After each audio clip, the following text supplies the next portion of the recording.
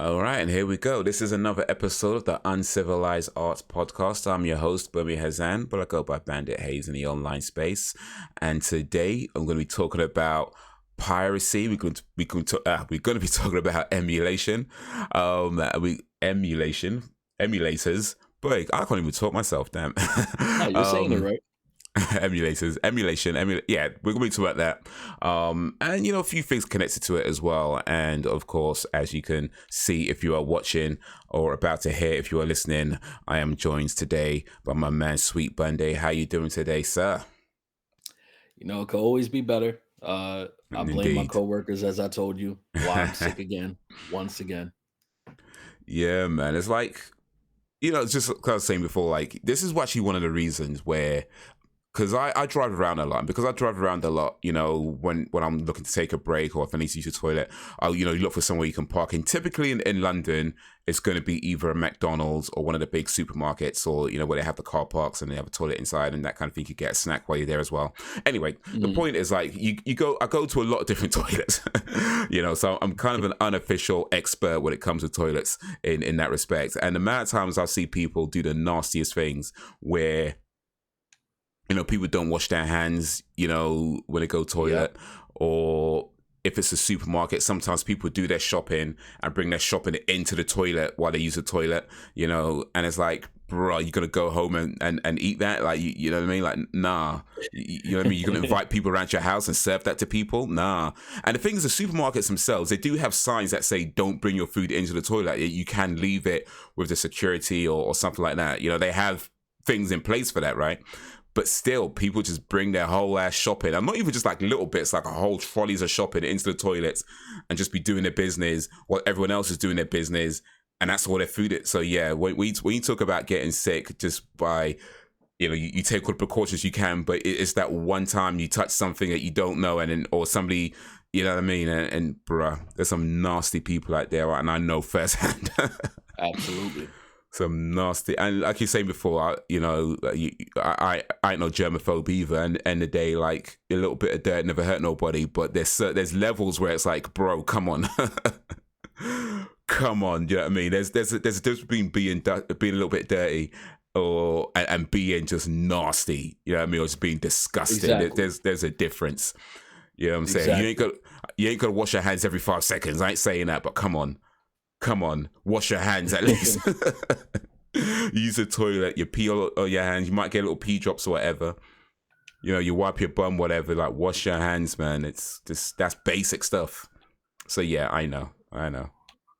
Yeah. Do you know how you got sick, by the way? Do you have any? I mean, I know you were saying that there was something. Do you know what specific happened, or I'm it pretty was just sure it had to be one of random? my coworkers.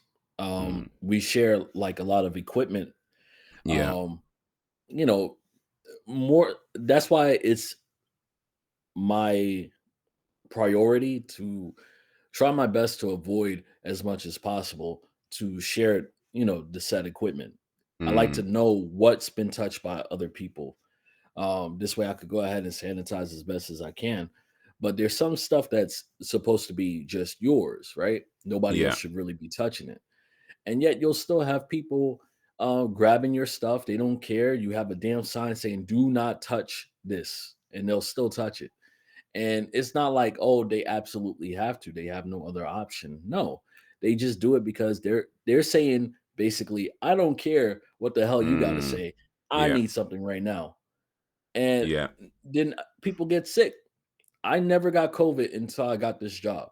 I Oof. didn't really get sick too many times a year until I got this job. And it's insane. And I sanitize. I do my best to, keep a safe distance from people. I try my best, as much as possible because I already Mm, have to deal with, customers on a regular basis. And I never know what they're bringing into the store, especially with their kids and everything. And mm, kids are like just walking germs, just yeah. blotches of germs. Yeah. I've From seen kids come playing in and rub and their face on the damn rug, and the yeah, parents let them. playing outside. I mean, when kids are gonna be kids, right? You can't be too mad at kids, but yeah, when grown ups are doing it, it's just dude, come on. Oh, I could be mad at kids. You can be mad. Okay, I find it hard Because to be like mad when at I was a kids. kid, I I can't be didn't rub mad at my face kids. on the rug. I I didn't rub my mean, face on the rug. I don't know if I was like a nasty kid. I probably did some dirty things, I'm sure. But the way I see it is like kids don't know any better. Like when you're like, 3, 4, 5 years old, you just don't know any better. You're playing around, you're doing whatever, everything's just fun and silly and this, that, and the third. So you kind of just do what you're doing and you just don't know any better. So it's kind of like, okay, it kind of sucks that they're doing these things, especially when it starts to affect you negatively. But they're kids and, it just is what it is. But yeah, grown ups, it's like, no, you should know better. You should know better Uh, and do better. Like, come on. well, all I gotta say is that I wish I was as mature as you. Well, you're out here just smacking kids. It was like break grandmas to be like, don't you? That's why you don't show your face. You don't want people knowing it's you, innit? You damn right. See, that's how. You know what? We're learning things, man. We're learning things. All right. So you've been a bit ill lately, unfortunately. But have you had time to play a few games or watch a few movies or maybe read a book or anything like that? What you been up to in the geek sphere, if anything? Or has sickness has taken a toll and taken up all your time? Well, listen, even on my deathbed, I feel like I'll be doing one of those things. Um, so I've been playing Shadow of War. Um, it's the Legends, the fuck, what's the Lord of the Rings is Lord of the Rings game, right? Okay. Or one of them, and it's really good. It's like an RPG action type of game. Uh, the combat is very similar to the Arkham series of Batman. It's a dope ass game. As far as the story goes, I'm not too well versed on that because I never got into Lord of the Rings personally, but maybe someday. I've been playing that, and again, shockingly, I've been playing Fortnite, and I even got Okay. into Yeah. the Yeah. whole shooter aspect of Fortnite. So I'm starting to dip into that. I gotta, you know, see, they lure you in because one, you get close to winning, and then when you finally win, it's like, oh shit, can I do that again? So Mm, now, yeah, and I didn't do it with teams or anything. I did it solo. I got that victory. So now I'm like, oh, okay, hold up. Maybe I still got it. Because I used to be into shooters when I was younger. And I thought, that time passed for me. I thought I outgrew it, that I just don't have the skills anymore. But hey, all right. Oh, maybe all the other players just gotten worse. Like I hope maybe so. all the good players just got bored and stopped playing, since the crappy players left. Nah. Actually, if that's the case, I might come back to it. I might No, come back to other it. than Just a that, I've bunch of been crappy watching players left. a lot of wrestling lately. Oh yeah, yeah, Um, yeah, as far as WWE goes, I've been really, anytime WrestleMania is right around the corner, there's like this excitement. Even people who yeah, are not really into it anymore, they come back just to yeah, see what's going on. And The Rock has been phenomenal. for Now sure. that he got in the run of things of what he's supposed to be doing um, around this era, and I'm very excited to see what's going to happen at WrestleMania. For sure, for sure. I mean, I wouldn't say like I've gotten back into wrestling per se, but yeah, I have seen a Mhm. few clips going around and watched a few stuff on a few things on YouTube with The Rock and Roman Reigns and the whole kind of bloodline and the whole thing with Cody Rhodes and Seth Rollins, and yeah, like you said, The Rock's just been phenomenal. The Rock, like, I mean, Hill Rock is awesome. Like Yeah. you, it really is. Like Hill Rock is so awesome. Like when he's babyface, he's cool. Don't get me wrong. I ain't even saying that.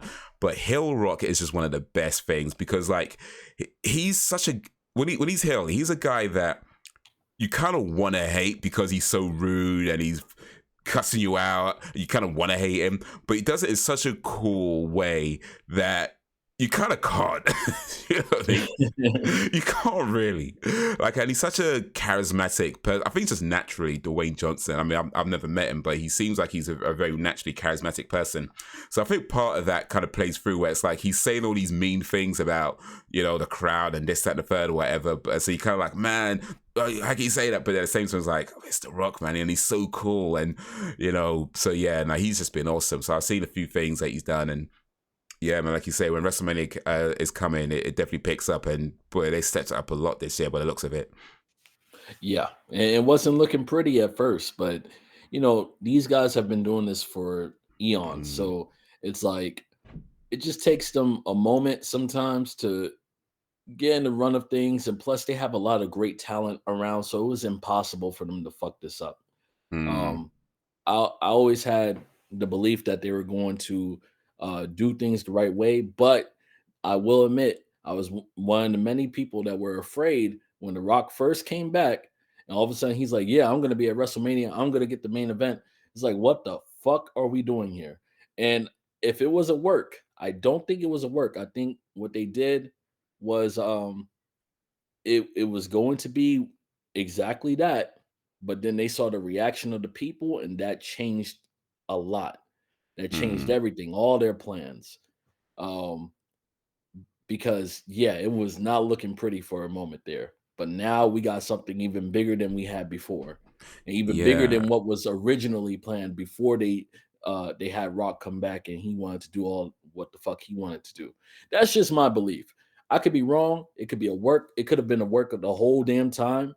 Uh, you had a question? Well, yeah, I mean, because I heard that. I mean, like I said, I won't say I'm been into it, so I'm hearing things. Perhaps what I'm hearing is either incorrect or not quite complete. But wasn't it supposed to originally be The Rock versus Roman Reigns at WrestleMania? But people wanted, but was it something like Cody wanted to finish his story, and so that's how that came in. Was it something to do with So that, or so originally it's supposed to be from last year Cody lost and he got cheated out of it. It wasn't like a fair loss. okay? So this year it was supposed to be the whole time we're building up to Roman Reigns versus Cody Rhodes part 2, the rematch. And then The Rock comes out of nowhere and he's like, "I'm going to go ahead and fight Roman Reigns at the main event." And it wasn't like he came in as a heel. He came in as a face, and they played it all straight. Like even though he won the Royal Rumble, which would give him the opportunity to have that rematch, he Hmm. pointed at Roman Reigns after he won. And he's like, "Yeah, you're next," and everything. Out of nowhere, he's like, "Yeah, Rock, you could go ahead and have my match." Oh, So it made really? no sense. Yeah, everybody Okay. was like, "What the fuck are we doing here?"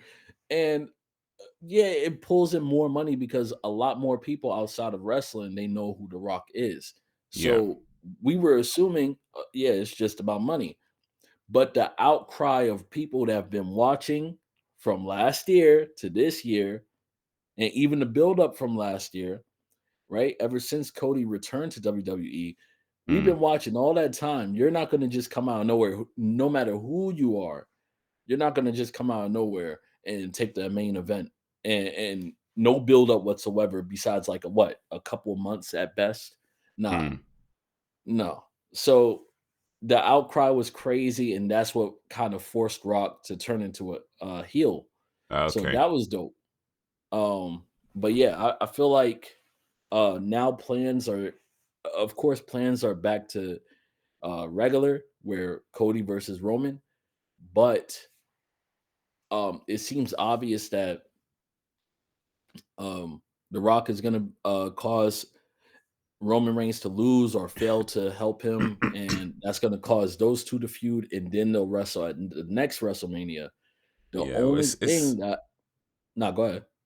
I was gonna say because WrestleMania's 2 nights now, isn't it? So they're gonna Yeah, have was it Roman and Rock versus Cody and Seth on night number one, and yeah, then if was it Roman and Rock wins and it's like something was it blood gang rules or family house rules or something like that.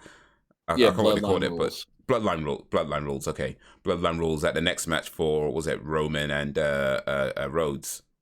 Yeah. Um, So yeah, I mean, it sounds really cool. Like it sounds like it sounds to me like they could have screwed it up. They could have royally screwed it up. Because Oh, don't get me wrong, I definitely. think we all like to see The Rock back, but then had you because they were building up Cody to just turn it away like that, yeah, that sounds like it would have been a lame option. So I'm glad that they kind of thought, okay, we haven't lost it just yet. Let's do this, and it kind of pulled it back. So there, like you said, it might have made something even better, but had they not listened or had they went ahead with it, then they could have just royally screwed it up. So it seems like they've got a better option. Because now there's like a bigger stipulation for the second match with Roman and, well, potentially a bigger stipulation with the second match for Roman and Rhodes.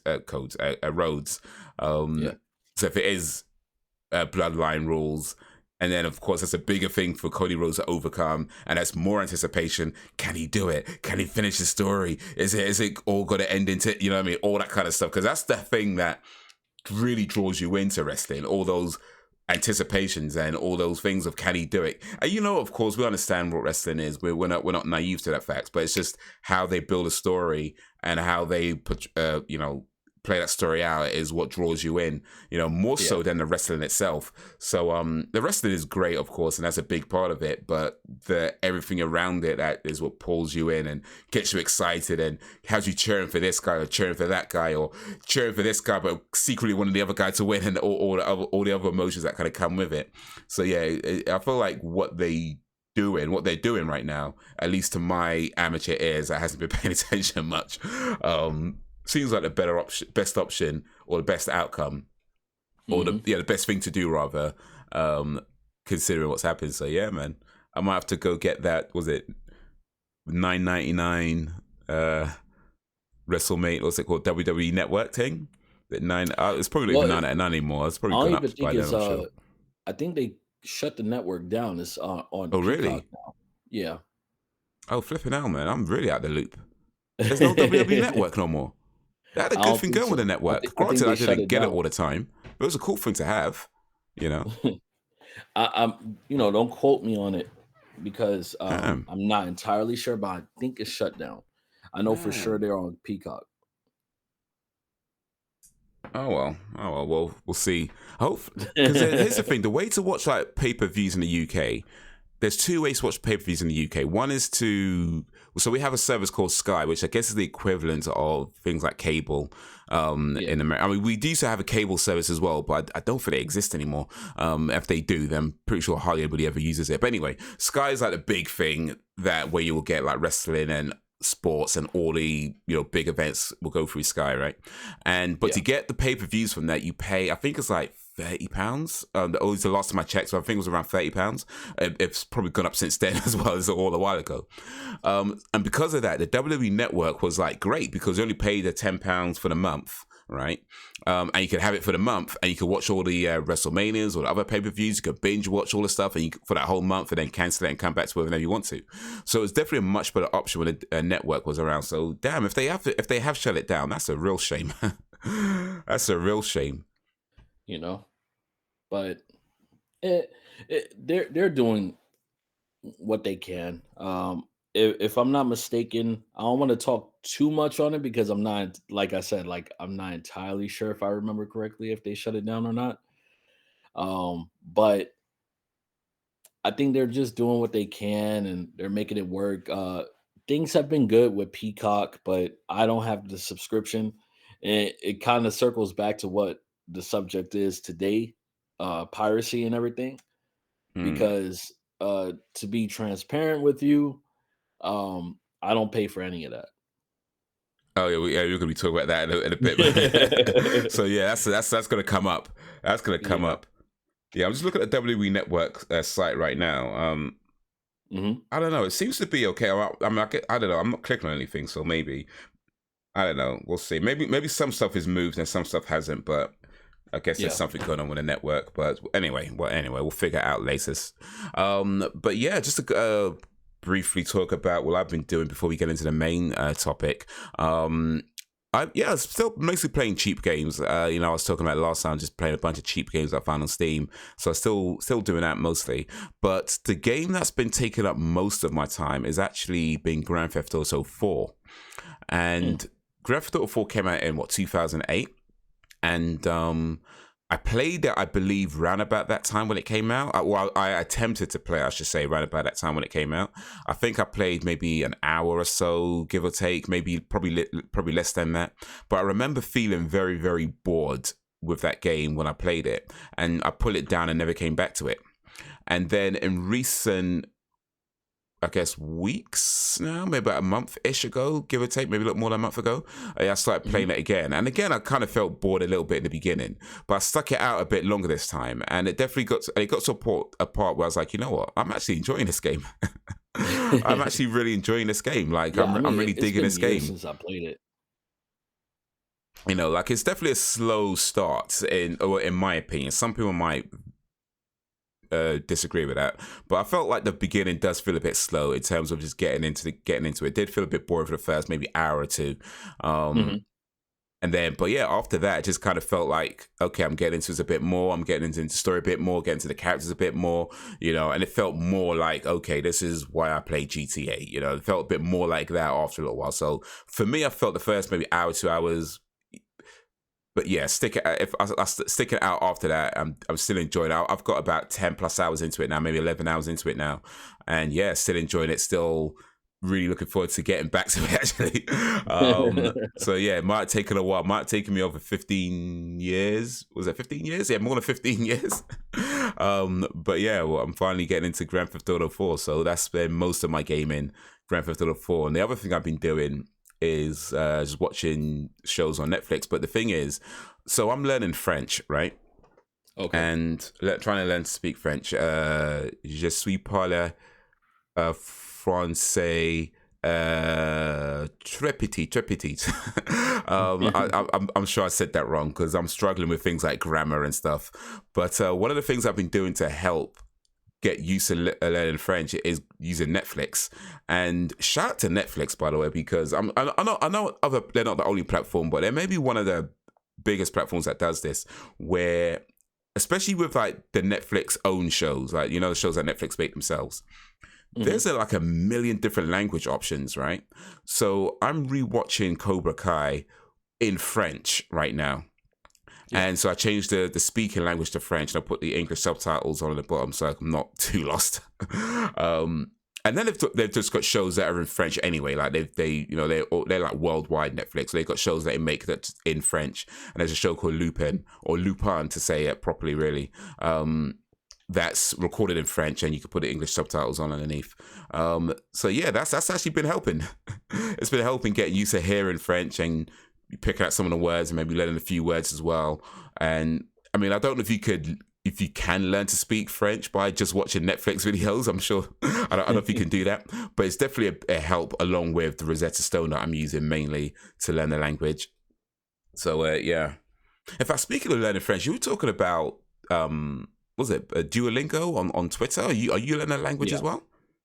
Yeah, I'm trying to learn Spanish, Okay. because it'll help a lot, like with not just the job that I have now, but open up more opportunities and everything. Mm, Um, I used to practice it off and on since I was a kid, and it's a long story. So, some stuff it comes easier than others, but Duolingo it's good, but at the same time, like I was complaining about on Twitter, um, is the fact that it it tells you, so it'll say a regular phrase in English, right? mm, Like, "Hey, I'm going to school." But in Spanish, you're supposed to say something like, "I'm going to the school," yeah. right? And or "It is on the Monday." And Yeah. I it's mean, you like, could. Oh, sorry. Sorry. no, it's okay. And it's like, well, what the hell? I mean, translate exactly what I see, right? And then you tell me I'm wrong because I'm not using the grammar properly. Of course, I'm not going to use the grammar properly. I am translating. You want me to just say the phrase that I would say in English or how I would say it in Spanish, if that makes any sense. Just Yeah. give me the literal translation. This way I could get used to the way how and look at that. I just got an alert from Duolingo telling me to practice. Shut the hell up. Um, give me the literal translation. This way I'm learning the language and the grammar at the same time. Yeah, I mean, I can't say for Duolingo because, well, I've never used it. But yeah, I mean, you're going to find that because grammar structure is different from languages, one language to another. Yeah, you're going to Yes. find stuff like that, like how in English we would say hot chocolate. and then French would say chocolate hot. As Mhm. a literal translation would be chocolate hot, like chocolate show would be chocolate. But Yeah. yeah, so you got to find out, and so but it should I'd hope at least, it should guide you through the grammar as well, so you understand that okay, literal translations. If you use a literal translation and went to a Spanish person, I mean they'll probably understand you in a basic way, but you'd be saying it wrong ultimately, and you'd be saying it in a way Exactly. that doesn't or might not fully make sense to them. Like they might understand you in the sense that, oh, because you're a native English speaker and you're speaking a broken form of Spanish, I could figure out what you mean from that, right? You know what I mean? Like they probably could figure Yeah. that out. But in terms of just speaking Spanish fluently, then yeah, you're gonna have to get the grammar right and the order right, and the way we've structured sentences in English is I'd have to imagine it's different to Spanish, and well, definitely different to French anyway. At least some parts are the same. I feel like a lot of it is the same, but then other parts are different. And then, like you say, there's like you go into this. It's the same in French as well. You have like going to the or going to of. Or of the place. If you look at a literal translation, it'd be something of the place rather than just this is that or you're going to that. And yeah, that's why I struggle as well. I struggle with just getting some of the grammar, and you also, I think in Spanish, you also have like masculine and feminine a lot as well. Or or does it not have that in Spanish? With Spanish, it's like it has a lot of the same rules, right? For example, like how you said chocolate's hot in French, it has a lot of the same Yeah. rules. Mm. So it gets frustrating when you know it's exactly what you said. You're talking to someone, and yeah, they'll understand the basics of it, but you want to go ahead and be able to properly communicate, right? Yeah. I don't want to have that barrier between us Mm. where if, again, I'm first off, for Spanish, there's already different types of Spanish. Different, one word could mean something different depending on Yeah. what, where you speak Spanish from. Yeah. So there's already that difficulty among it. I don't need an extra layer of difficulty. Mm. And I don't want to bitch too much about Duolingo because it's free. Yeah, they got payment options and everything, but still, I'm doing everything for free. I'm not putting a damn dime into that. If it did exactly what I needed it to do, and I was like, I've been practicing for almost 300 days at this point. I have yet to have a conversation in Spanish with someone because there's that difficulty of layer right there in Mm. Duolingo. 300 And days. there's That's what a year. almost a That's year. nearly a year. Okay. Mhm. But I still have yet to have a conversation with someone in Spanish because first off, Duolingo, when they have somebody, so they'll have characters that speak the language, and I'm not going to imitate it because I don't want to offend anybody, but just imagine someone speaking a mile a minute, and then you're Yeah. like, all right, translate. Yeah. It's like, what the Yeah, fuck? when you're not used to it, it's like, yeah. Yeah, The thing is, I feel like when it comes to learning languages, and granted, amateur, I know, but to me, it feels like you can't rely on one app. Like yeah, even like Rosetta Stone, I feel like I've been pretty impressed with it in terms of how it structures the lessons and how it structures the classes and stuff like that. It maybe could do with a little bit of tweaking here and there when it comes to explaining things because it's not always clear, at least not clear to me. But overall, I'm pretty happy with what it does. That being said, like I feel like yeah, you need other things like whether that's watching movies or whether that's using a different app as well. So there's so many that you can use. Of course, the best way is to go to the country and be amongst the people, but that's not an option for everybody, right? But ultimately, as much as possible, you want to try and immerse yourself in that language so you're used to hearing it and used to maybe picking out the words. One thing I started doing recently is I changed the language options on my phone to French to get used to just seeing like the French days of the week or the French months and other things that would translate to French as well. mm, And that's been a little bit of a help of learning some new words and just understanding things a bit. So I don't mind something to consider. Change the options on your phone to Spanish and just make I sure want you to could change get back everything though. to Spanish, but I would if I could change like certain. things in You could Spanish, probably that would change be great. individual apps as Oh, well. I mean, I assume you can. I know a lot of apps they have their own separate language options. I mean, I changed at the phone level, and when you do that, that default that changes a lot of the apps anyway because it all reads from your phone, right? But yeah, yeah. you can change just individual apps. They usually have a language option somewhere that you can just change, and then have the rest of them in English. Well, it depends what Hmm. app, I suppose. Really, depends what app. But yeah, I'm gonna try immerse that. yourself as much as possible and try and get used to just hearing Spanish and people speaking Spanish. Yeah, and probably dude, go on Netflix. They've probably got Spanish movies as well. Or at the very least, watch a show that you're used to, but change the language options to Spanish. And watch it that way. That could be a help. Or even games. Like games have language options as well. So yeah, maybe changing that to Spanish could help. I did do You know. that for a couple of my games, actually. Hmm. Yeah, it helped. It helped a little bit. I just wish it was literal translation instead of like, for example, uh, I did that with Overwatch. Yeah. Whenever I used to play Overwatch, I don't play it anymore. And my favorite character, Brigitte, she says in English she'll say mace to the face, Yeah. but in Spanish I don't know if they don't have a word for mace or whatever, but instead of saying mace to the face, she says straight to the face.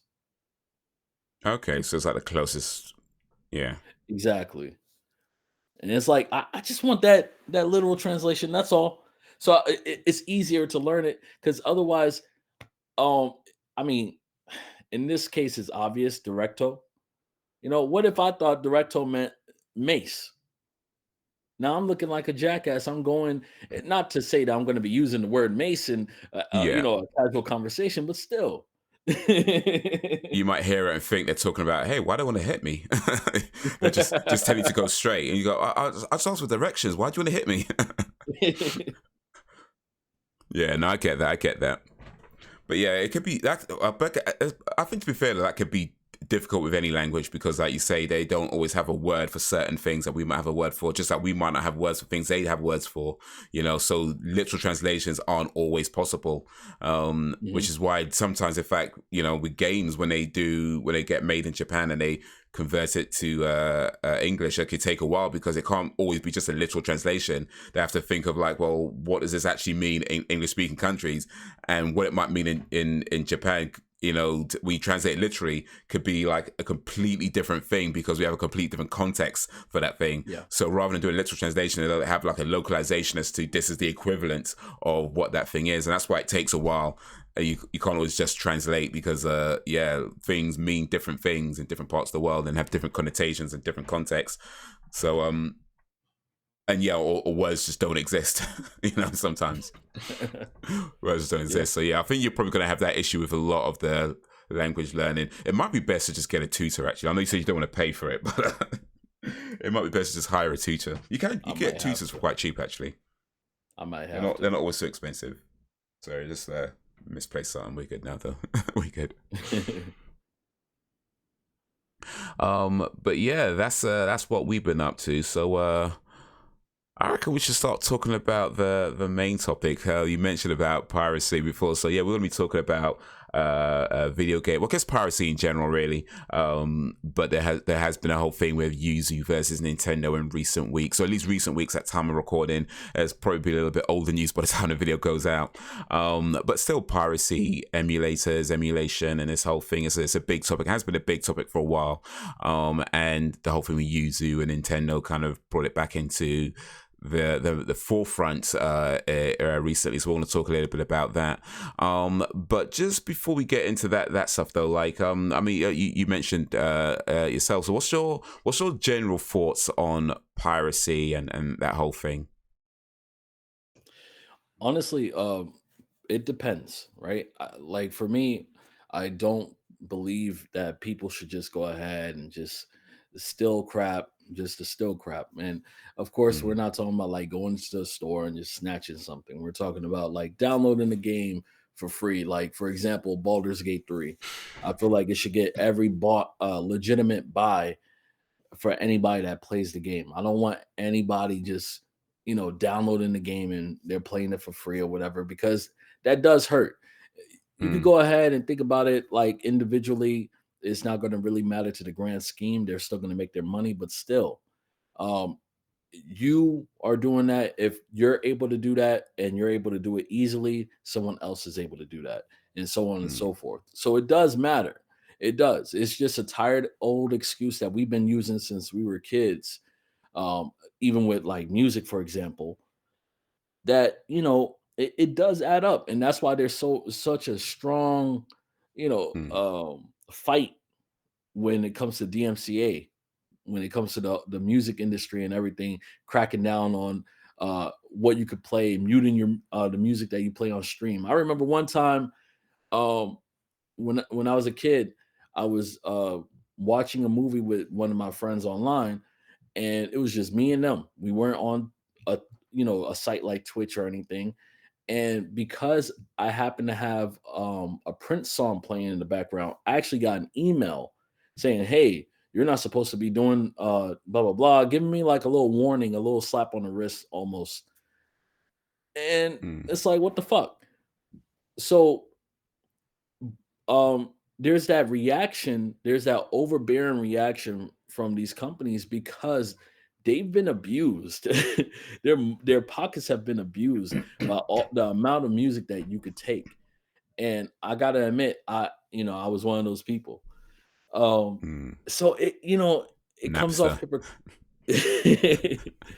it comes off Show my age right now hypocritical. for sure, but yeah. It comes off hypocritical, I know, Mm, but I feel like there's a balance. Uh, you buying one game or one movie ticket, whatever, like, come on, just go ahead and get that. I can't really tell people what to do with their money, but show that support. But when it comes to, for me, I feel like, damn it, it's hard to it's hard to talk about this and not be a hypocrite. Um, I feel like for me, I justify it for myself when it's like you're asking for a little too much from me. You're asking a little too much for me to go ahead and just have this one thing. What I mean by that is if I gotta go ahead and go through loops, you know what, Bandit, for the first time, I'm not gonna lie, I'm stuck. I am, because like I'm trying to talk about it, but yeah. there's no way of talking about it without sounding like a hypocrite. I like Well, the it just whole is what it is time while I'm then. talking. It just is what it is. you If, know, if, if it makes you a I'm not hypocrite, then saying it that makes you're you a actually hypocrite. You just judging me, gotta but I own it. feel like you're judging me. You just gotta own it. If you're a hypocrite, you just gotta own you're a hypocrite. There's no two ways about Oh it. man, I gotta admit it. I'm a I've been a pirate, but I hypocrite got. in for things as well, so you just gotta own it. Sometimes you're the hypocrite. I get it. I get it. It's not always one or the other. Sometimes there's a little bit in the middle. You know. Hey, I gotta admit it. I'm a pirate, but at the same time, I'm a pirate with a heart. Okay, I have some morals among my piracy. I have some bad guilt sometimes, depending on what it is. Sometimes I'll be like, you know what? No, I won't do that. I will support this. But Hmm. I'm not gonna go ahead and get a goddamn subscription to watch wrestling, for example. um I don't have cable to just turn on and watch it like that. Even if I did have cable, my TV is not set up. It's complicated, but basically having cable, setting it up and watching it, sitting there, it is difficult. I Hmm. like to be able to watch my damn wrestling, and I like to be able to come home, watch that shit while it's going on without a hassle. I love that. For the pay-per-view, I'm gonna be able to watch that, and I don't have to pay whatever subscription for, and or 49.99. No, I just want to watch this. And So I you're know it's pay. So if you. So well, let's say if you are enjoying that, that means you are receiving some kind of value out of it. yep. And if the value that you get out of it you feel is not worth the money that they're asking, then wouldn't it be fair to just say, well, just don't watch it then? Because if it's not, Nah. if it's not worth what they're asking for it, that means the value you're getting that isn't really there. So when it best, just be like, just don't watch it. Well, that's the thing. When it comes to subscription services, right? Mm-hmm. It's too late. You already paid that money. Like they already got your money. You could cancel your subscription afterwards, but guess what? You already saw a bad show, and that's it. Um, as far as the old way of doing it, where you back in the day where they used to do pay per view, um, I remember paying for a damn. There was one WrestleMania I paid for, and back then it was like $49.99, something like that. And they had for the well, I don't know if it was the main event, but it was one of the last matches at least. It was Goldberg versus Brock Lesnar at WrestleMania with the special guest referee Stone Cold Steve Austin. And because these two guys were leaving the company, the people were booing them, and that pissed them off. So then they put on a piss poor match. It was awful. Now, at that point, I can't go ahead and say, "Hey, give me my money back." Mm. I can't. It's already gone.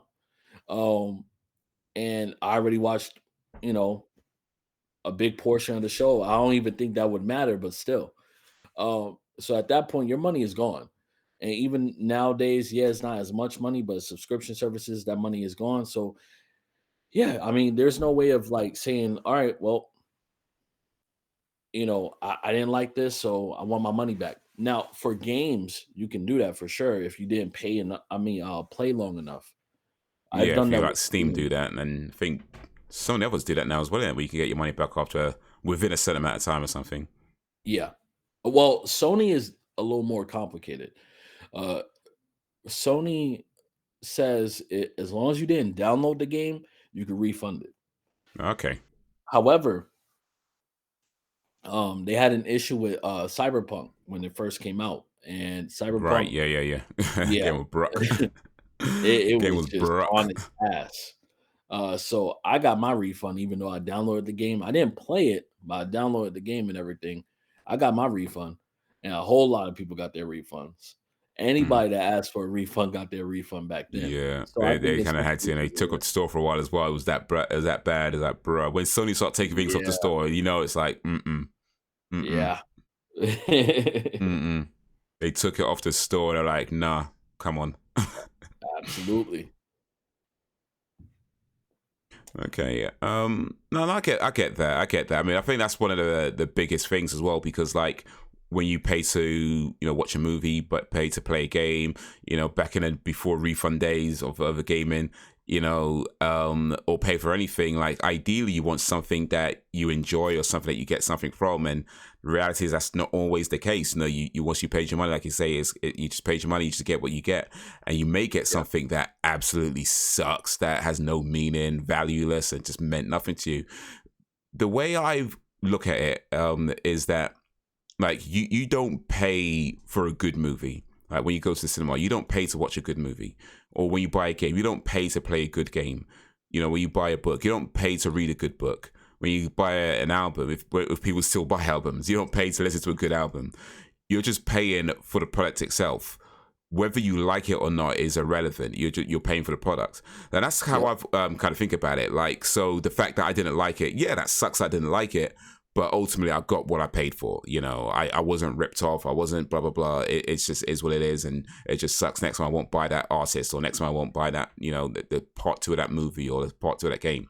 Now look, I've pirated plenty of things in the past. I ain't gonna try and act like I'm holier than thou out here, because nah, that ain't me. Back in the day, man was on that thing. You get me? Like, because back in the day, it was like you wouldn't even think of it as piracy. It was just a thing that you did. There's Yeah. always somebody that had some dodgy DVD that you didn't even think about, or VHS or whatever, and you didn't even think about piracy in any kind of way back then. So it's just whatever. So yeah, I've had bare pirate things in the past, like from CDs, DVDs, VHS, loads of things, like games back in the day. Mate, bloody Dreamcast. Oof. It was so easy to pirate games back on that Dreamcast. That was a downfall of that machine. I swear down, because like it was a great machine. In fact, Dreamcast was probably one of the most ahead of its time machines when it came out. But yeah, it was so easy to pirate games, so that's what people did. They pirated the games, and because they were selling the machine at a loss and trying to make their money back from the game sales, You know, I mean, I don't know if that was the reason, but I imagine it was amongst the reasons why Sega are not making consoles anymore. You know, so yeah, I ain't trying to act like I've always done the right thing. I know that I haven't always done the right thing, but my opinion and my general kind of view on piracy now, and has been for a while now, is that if I can get it legitimately, I'll get it legitimately, even if that means, you know, I pay more. Which sucks because I shouldn't have to pay more for it. But if that's what it is, and if that's what it is, when it comes to piracy, though, I do feel like, and where I would justify it to some degree, even now, is there are times where companies don't make it easy for you to get it legitimately. Like, in fact, they sometimes make it damn near impossible for you to get a legitimate copy. And this is kind of where emulation kind of comes in. We'll talk about it in a little bit as well. But experiences that I've had has been more so with certain movies that I wanted to get where they're just not available to buy, you know. And it's kind of like, dude, I'm trying to give you my money here. Do you know what I mean? I shouldn't have to Yeah. work this hard to give you my money. And then the only place you can get it is like maybe somebody uploaded a dodgy copy on YouTube somewhere and you kind of watch before they take it down or something like that, you know. And it's ridiculous sometimes where it comes to just buying stuff. Like, the way I see it, everything should be available everywhere, right? It doesn't matter. It shouldn't matter that it was made in America. It should be available in the UK. If it's a movie, a game, whatever, I get that, or made in Japan or wherever it was made, it should be available everywhere. Granted, I don't expect everything to be easily available everywhere because I get, you know, you can't just put out a bunch of discs in places where they might not sell. But if I want to buy a game that, say, is popular in Japan but nobody knows about it in the UK, I should be able to do that. And I just pay the delivery charge and whatever import tax, but I should be able to get it, right? But Yeah. sometimes you can't even do that. They'd be like, no, because you live in this country, we're not going to sell it to you. And it's like, dude, come on, I'm trying to give you my money, you know? And it gets ridiculous because it's not all the time like that. Most of the time you can buy things from other countries. Most of the time you can. But every now and then, for whatever legal, you know, reason, whatever, this contracts and that contracts and this distribution and that publisher and all these kind of things come together, and it's like, no, you can't buy it. For the most part you can, but every now and then you come across something you know you can't buy it, and it's like, dude, come on, I'm trying to give you my money. I'm Yeah. trying to. So yeah, things like that, I'd be like, you know what, if you've left me literally no other choice, you know, like I say, I'd rather not, these days, I'd really rather not do pirates and things like that, because I do want creators to get their money. I do feel like if you made something, and yes, you know, we talked about, okay, big companies made loads of money, they're not going to miss it anyway. But if I'm getting something, I feel like you should get something too, because then it's a fair transaction. And even though I might be buying something that, again, you know, I might not like it, I might blah blah blah, I'm still getting something. You should get something too. Then it's a fair transaction. So that's my issue with piracy, because it means you get something and they get nothing, and they've made this thing, and they've put money into this thing, they've put time into this thing, they've put energy and efforts, and they've had people writing and putting their heart and soul into this thing. And it may be the worst thing ever, but still somebody made efforts trying to make this thing, right, to create this piece of content, this art, this product, or whatever it was. So regardless of whether it's crap or not, whether you like it or not, they've done that, and they should get something for that if you've gotten something, if you've received that product in any kind of a way. And that's my issue with piracy, because you get something, they get nothing. So I feel like if I'm getting something, you should get something. But there are times that I've had where it's like they've made it so impossible for you to buy something in a legitimate way, and it's like, dude, you literally not giving me any options here. You're not giving me any Yep. options here. So yeah, I would say in general, I am against piracy. But I also recognize that there are times where it's just, dude, it's so difficult to buy things in a legitimate way. I mean, I would like to say that I'm against it, but honestly, I'm only against it by a small portion. I think that's clear Yeah. at this point. Um, because yeah, I'm fully for what you said about like how they make it impossible. For example, um, for what I go through nowadays, right? We're not talking about before. Um, so music is mostly streaming now. Yeah. I have my own personal collection of music and everything, but I don't download or buy music anymore. I got a subscription service on Spotify, and I listen to my music on there. However, artists have been able to modify their songs or take their songs off of Spotify. So now I have to go ahead and get the song myself. If I want to hear the original, I have to get the original myself. And then I tried to buy it legitimately on Apple Music because it's easier for me to do, right? But Mm, then when you try to do that, they don't have the song that you want, or they don't have the version that you're looking for. They have an mm, updated version or a censored version, stuff like that. You're making it fucking near impossible for me to get this. So now I got yeah. to go ahead and do it old school and download the song, right? And I don't feel bad about it. I'm annoyed about it because now it's inconvenient to go Mm, ahead and search for that shit and download it and everything. Especially when you're not in the loop of it. You're not used to pirating this stuff anymore. I used to be like, I'll download that without even thinking a second. I've had albums that I've downloaded before. But nowadays, like I said, as long as you add convenience, people are legitimately going to go with give mm. you their money. As long as they have money to give, they'll give you their money. Convenience is the big thing that plays a big Yeah, part. for sure. For Um, sure.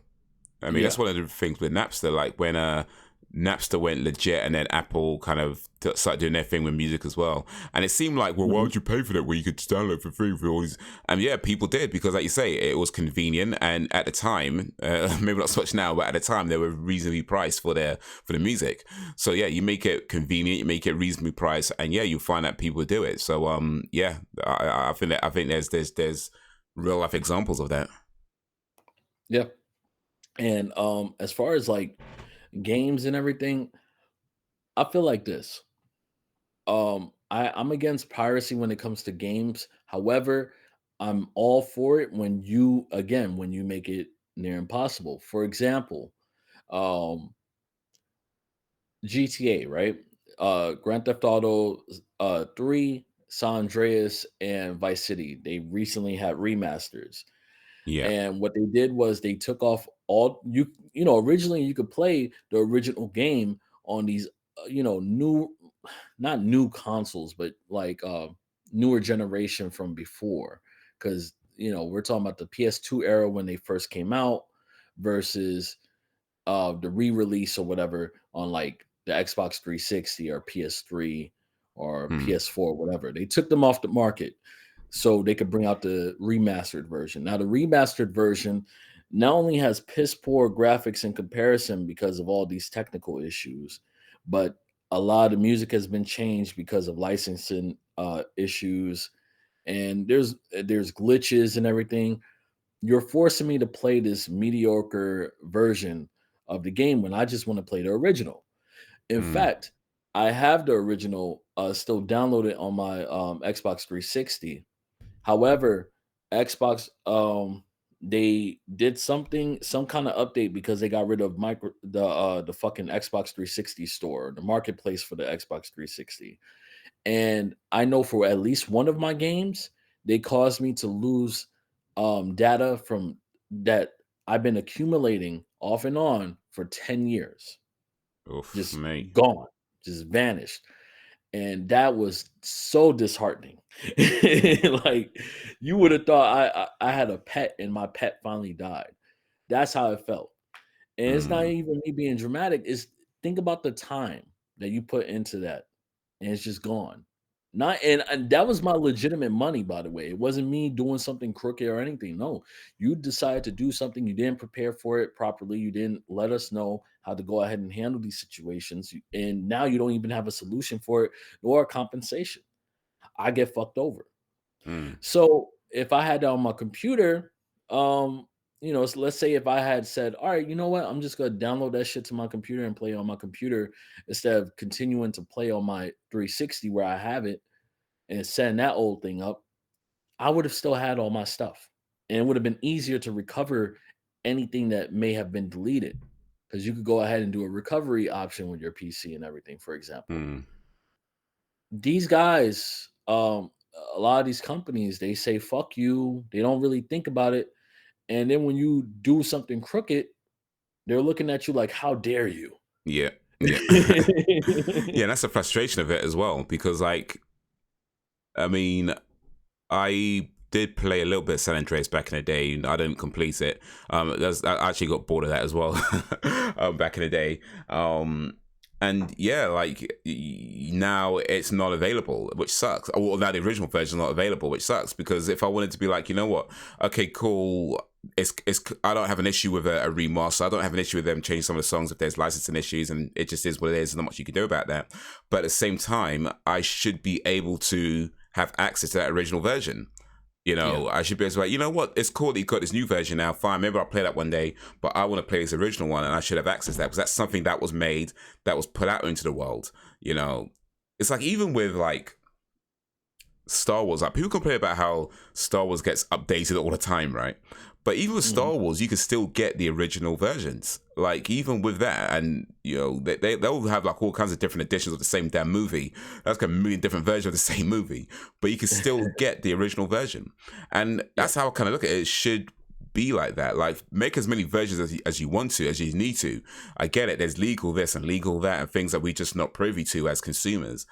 But that original version should always be available, you know, and it shouldn't Yeah. be, or ideally, it shouldn't be in some ridiculously hard way to get, especially now that everything is digital, that you can just be like, you know, click download and it's there. Like, it shouldn't be that hard to get something anymore, you know, but it is. I mean, you It's even have unnecessarily individuals like complicated. Kid Cudi, who I don't know if you, I don't know if I mispronounced. Yeah, it's Kid Cudi. He so somebody had commented on a song that he posted, and they said, "Yeah, I prefer the original though," and he got offended. So he Hmm. deleted the original off of, I think it was on SoundCloud or whatever. Oh, He really? deleted the Oof. original, yeah, and shit like that that I hate, because again, the original isn't always better, isn't always superior, and blah blah. And you'll have some people who may even defend the creators and say, "Oh well, it's their choice." Yeah, you could say that, but either way, if that person loves the original, then they love the original. Now you robbed it from anybody else that liked the original just because this one well, I don't even want to call him an asshole. This one guy said that he prefers the original. That's his opinion. I Yeah. deal with that all the time as a Tupac fan. Um, I go ahead sometimes and I'll look up his music on YouTube and everything, and try to see what other people are saying about the songs and how they reacted to it, whatever. And then I guarantee you, I promise you, every single time you will find a comment under every single Tupac video of one of his songs. You'll have somebody saying, "Yeah, but the original is better." Me, sometimes the original is better, for sure. But then sometimes the original is not better. The remix is better, or the whatever the fuck you want to call it, the remastered, the official version, I should say, is Mm. better because the quality, the pacing of the tempo of his lyrics and everything, all of that. Yeah. But I with mean, that also, said, I feel like the access to the originals should always be there. But yeah. if you make it difficult, that's how people are doing these pirating, things. They just download it and shit. Yeah, no, that's how I feel about it. And also, you know, with people saying stuff like, you know, oh, originals, but I get it. Sometimes people can be assholes, and it may seem like an innocent comment on the surface, but I get it. Depending on the circumstance, depending on the context, it might have been said in a less than genuine way. And so I understand how that can annoy somebody depending on the specifics around it. That being said, it seems a bit much to go ahead and delete. I feel like, I mean, yeah, you're right. Like, you know, it is ultimately down to the artist, and yes, they do have absolutely every right to delete if they really want to. I'm not saying they don't have the right to. They, of course, they have the right to. I don't believe they should. Is what I'm saying. I don't believe once Yeah. it's been released, you know, or at the very least, once it's been released in a way that has had a significant amount of people, because you could put stuff out and nobody listens to it, and it's like, all right, fine, maybe delete it before anybody notices, right? But if it's been released in a way where it's like people heard this, people played this, people read this, people watched this, no, this is you know known now. Like, it's not just some random file somewhere on the internet that nobody ever came across. This is known to people. Once it's like that, I feel like, nah, just leave it there. And yeah, release a different version if you want to. Have as many versions as you want to. That's fine. People do different versions of their songs all the time. People remake movies all the time. It's fine. It's not, I ain't saying that, but come on.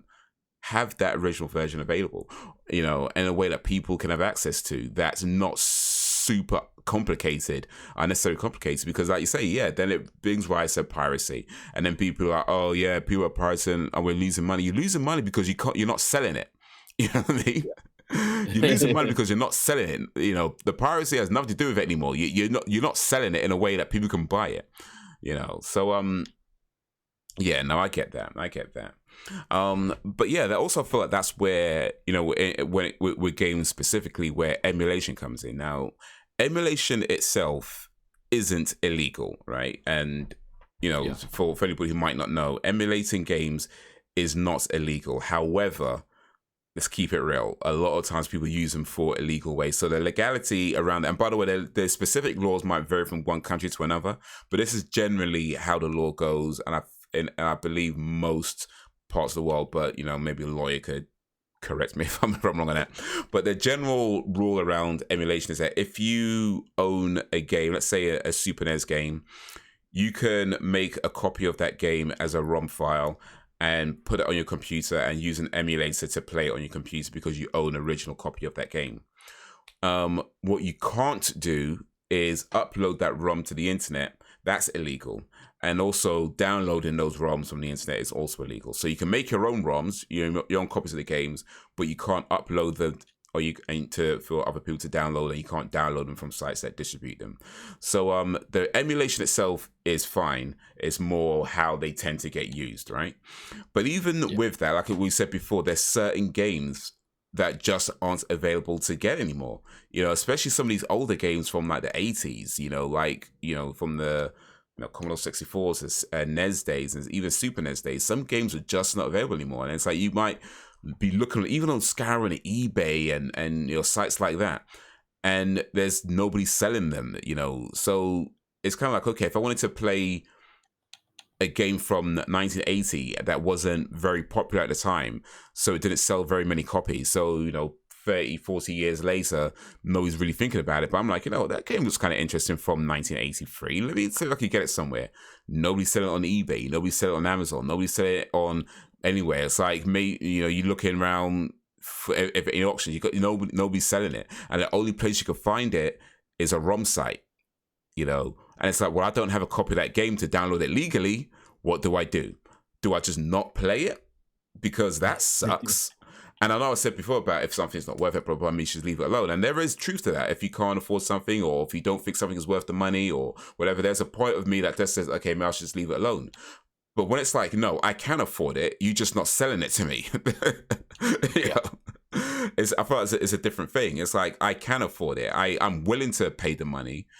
I appreciate it's not a popular game. I appreciate it might not be many places selling it at all. But at the same time, there should be somewhere I can go legitimately to buy this game. There should be somewhere I can be like, hey, here's a copy, here's some money, here's £5, $10, whatever it is, to have a legit copy of this game. And oftentimes, especially with older games, you find that there isn't. So there is this big thing about game preservation. Emulators play a massive part in preserving a lot of these games that, quite frankly, the publisher seems to have forgotten about themselves. And you don't even have to go back to the 80s. There's a game that came across recently. Well, I say recently, it's about 25 years ago. But a game called Project IGI. It's a PC game that got released back in 2000. And apparently it's quite popular back in the day, but I didn't hear about it until recently. And I was looking for a place where I can buy it. It's not available on Steam. It's not available on Epic. It's not available to buy anywhere like that. I ended up buying it on eBay. Like, so I found somebody on eBay selling a copy of it. Got it here, actually. Got it here. You can see it. So I found somebody selling a copy of an eBay. So cool. I managed to get a copy of that game. But the fact that it's like, it shouldn't be that difficult to buy. I mean, the game was published originally by Eidos Interactive, right? Eidos Interactive was then bought over by Square Enix. In 2008, 9, something like that, right about then, or ish. the fact that like it's under this massive publisher, one of the biggest publishers in the world, right? And they're just Mhm. like, yeah, we're just not going to bother with it. That's wild. You know what I mean? That's wild. Like maybe okay. I'm not saying like you gotta put it out and promote it left, right, and center. It's a 25-year-old game. I get that, but you could have it available on Steam and just let whoever wants it buy it for £5. You know what I mean? Like it or £2, whatever. You know what I mean? Like it doesn't. You can do that easy enough. Like you can pull it out there easy enough. You don't even have to have it on your own servers if you don't want to. Put it on Epic, let them host it. Put it on Steam, let them host it. But the fact that it's just not available outside of, eBay or places like that where I mean I bought one on eBay. Who else is selling it? I don't know, maybe one other person, if that. Maybe nobody. It's secondhand, so it's not a shop selling it. There's somebody selling their old stock. I don't want this no more, so here, you have it. That's what it is. You know, Mhm. so once that's bought, I'm not going to sell my copy, not anytime soon anyway. So if somebody else wants to buy it, where are they going? Maybe they could find somebody else selling their copy.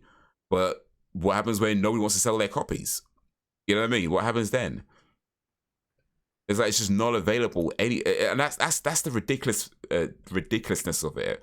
And I also appreciate the fact that, especially when we talk about the older games, there was a lot of things with publishers like going trading hands and things just get lost, which is the unfortunate truth of it. Things just get lost.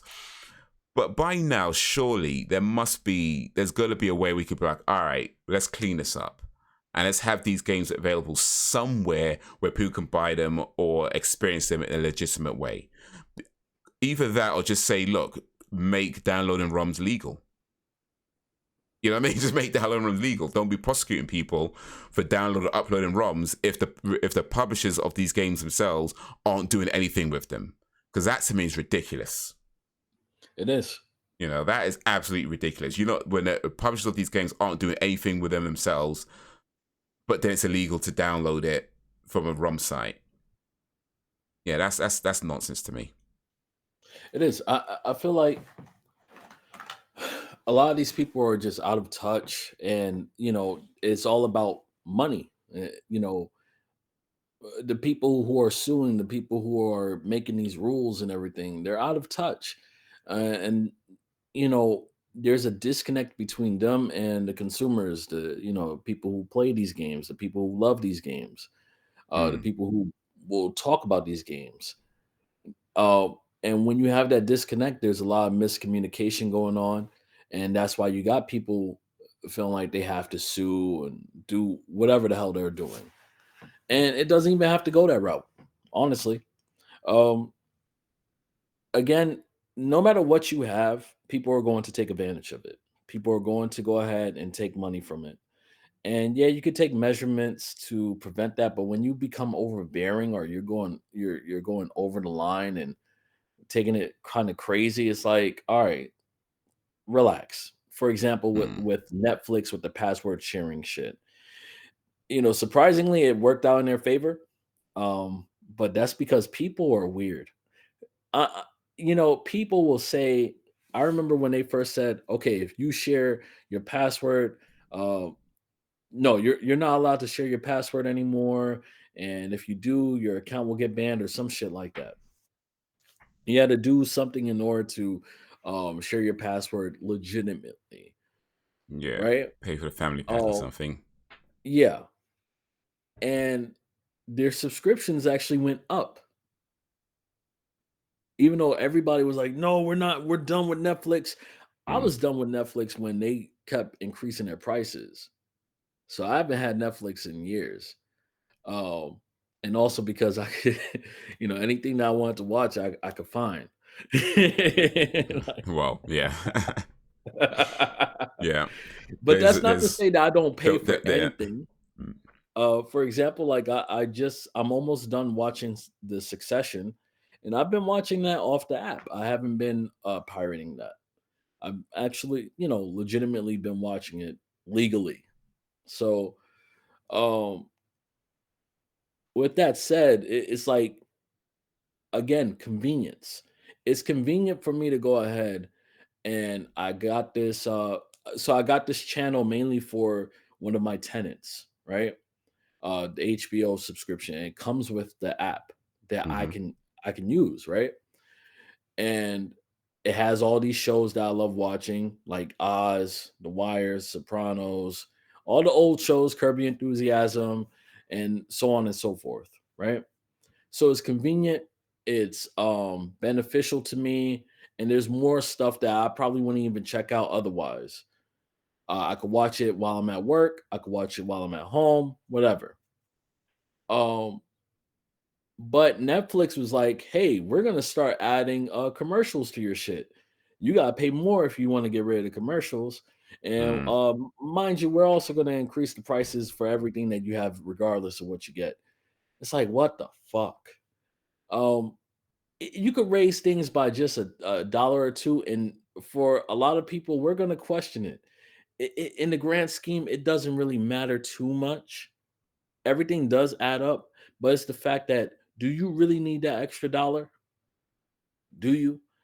Um, and a lot of companies will justify that they do, but it's that conflict between the consumer and the opposite of the consumer, the provider, or whatever you call them, Yeah. that causes this issue. And I feel like that's why piracy will never stop. It will always continue. It Mm. will always be a way for people. I mean, people will always search for a way to get something that they want without having to pay more or pay anything at all. Yeah, no, for sure. In regards to doing the extra dollar though, I may have an answer for that. And I don't work at Netflix or any of these sites, just to be clear. I'm talking completely out my ass right now, I'm sure. But to me, it kind of makes sense that their prices go up every so often. And the reason for that is because, like, their servers got to be big. They got to have these massive servers, and they're just getting bigger and bigger and bigger because they're hosting so much on these servers and they're making movies and shows all the time, right? So it kind of like gets to a point where it's like, okay, something's going to go up eventually. It's not going to be $5.99 forever or two. You know what I mean? Something's going to go up eventually because it's going to get more and more and more and more and more. And it's not like they very rarely, I should say, delete anything. Like, I think it's very rare Netflix takes anything off their servers. So they're just going to keep getting bigger and bigger and bigger and bigger. So eventually they're going to cost more and more and more to run. And eventually it just means that, yeah, the price is going to go up and up and up. And yeah, so best believe these aren't going to be the last subscription increases. I mean, give it another year or 2, 3 years, whatever. But yeah, you'd be in the news again. Netflix raise their prices again. It's like, yeah. Yeah. Yeah. It's inevitable. It's inevitable. It's kind of like why all what they do with the adverts and stuff. How it used to be just ad free, but now like, oh yes, introduce adverts on the lower tiers because if things need to be paid for. Things need to be paid for, and that's one other way of doing it. By okay, you pay if you're paying I don't know what the lower tiers cost, but you pay that price and then you get some adverts, and it sucks because you shouldn't really get adverts if you're paying for something like that, but. Again, it's inevitable. These servers are getting bigger and bigger and bigger, and eventually you might start seeing adverts on the higher tiers. Like yeah, you pay your £10 a month. Here's some adverts. It's like, all right, I get it. It sucks, but yeah. Yeah. Well, I can't. Even Mm. with Amazon Prime, when they announced that they're going to be adding ads to their videos, Mm. I canceled my shit. However, I forgot that I'm not canceling the subscription just to the video service. I'm canceling the Prime, the Prime service Yeah. as a Yeah. whole. So then I Oof. was like, Yep. oh Yep. shit. Yep. Yep. I had to Yeah. come back and like, hey guys, I was just joking. Yeah. But I But tell you you know what, what? That Prime I'm not delivery, watching man. no damn shows on Amazon Prime. Listen, it doesn't sound like much paying for a good. When you talk about it's the delivery service, right? It sounds like the most mundane thing, but when you've had it a few times and it compares to what was before, where like if you don't have it, you either pay extra for the fast delivery or you wait a week or something like that, or you get a prime delivery and it's like it's the next day, sometimes the same day. You know what I mean? Sometimes it tells you like we could be here this evening. Like, all right, let me get that, and it's all included. Right, it's difficult to go back after that. Oh, for sure. It's difficult to go back after that. Like, you know what? Because there's Damn, so man. much shit. And I hate sound like I'm old, but I hate how dependent uh things can turn you can make you. For example, my Apple Watch, right? I Mm, didn't have an Apple Watch until like months ago. Until months ago. But yeah. now I got the shit on every damn day. And anytime when I don't have it on, and I go out and I'm like, it's like I left my phone behind. It's like, fuck. I got my phone. I don't need my Apple Watch, but it's so convenient to if I get a text message, I could go ahead and just look. If I need to know what time it is, I could just go ahead and look. All these things. If I need to send a message real quick, if I need to set an alarm or a timer, if I'm going on a lunch break, I'll just go ahead and speak into my phone, my watch. It's this the dependency that you have on anything that's Mm. adds that layer of conveniency to you. Yeah, no, for sure. Man, And yeah, we were saying before, convenience is king. Convenience is king. Like, it's probably one of yeah. the reasons why McDonald's is so popular, so good, because like, I mean, people look at McDonald's and nobody talks about McDonald's like, oh, they make the best food ever. I mean, their food is okay, right? It's not horrible for the most part, Mhm. but it's not amazing. It's fine, right?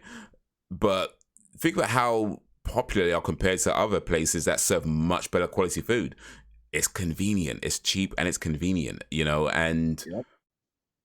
yeah, convenience. You make something convenient, you sell it at a reasonable price. Granted, they have to put their prices up a little bit in recent times as well. So maybe they're maybe they want to like tone it down a little bit. Maybe you want to know your role a little bit at McDonald's. Just know your role a little bit. But it's still relatively reasonably priced.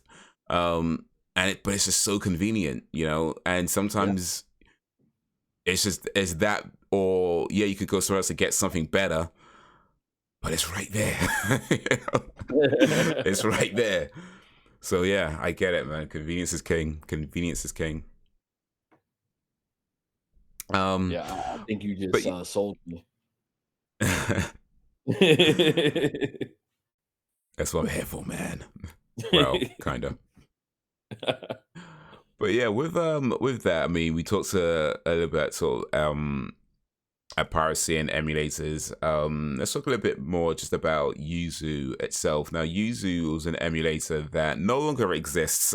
By the way, that's the recent update. They have been around apparently for quite a while. What year was it that I see? 2018. There we go. 2018 original release. And I've only known about it recently. I guess I'm kind of out of the loop of the emulator market, but I've only kind of known about it recently when it got taken down, because they got sued by Nintendo, and Nintendo alleged that that emulator circumvents Nintendo's digital. I don't write it down somewhere. Maybe I didn't write it down in my notes. My bad. But yeah, they alleged that it circumvented their digital protections or something along those lines. And apparently, you were able to play games that were just released or recently released on the Switch emulator, including things like Tears of the Kingdom, like Nintendo. Legend of Zelda Tears of the Kingdom. So we talk about games that are still commercially available to buy that people were able to get for this emulator. And of course, what I said before, the emulator itself isn't illegal, but how people use the emulator can often be. So yeah, Nintendo sued them, and it didn't go to court because in the end they settled for $2.4 million, and agreed to cease development and hand over all copies of the whatever to Nintendo. So yeah, you can't get it no more. But there are other emulators, by the way. There are other Switch emulators. So it's not the end of Switch emulators, but just the end of Yuzu specifically. Yeah. So this one was interesting though, because usually with emulators, you talk about games from like 30 years ago, 20, 30 years ago, from the 80s, from the Super NES days, from the NES days. That's often what at least when I talk about emulators, what I'm thinking of, I'm thinking of old school games. But yeah, this one was an emulator that was emulating very, very current games that were still available. Do you feel like that changes your view on it, or do you feel like it's still justified to have an emulator that does that? Or considering, you know, how people use them, maybe they went a step too far. Like, what's your feelings on that? Honestly, I feel like you didn't have to take down the emulator, or you could have just took down the damn ROMs. Just keep an eye on it. Hire some people that are more in touch with these sort of things, so they can go ahead and Mm, see. I don't want to give them too many ideas, but that'll be the best thing. Because what they're doing essentially is, okay, this is a problem. Let's just nuke the whole thing instead of just mm, taking it out bit by bit.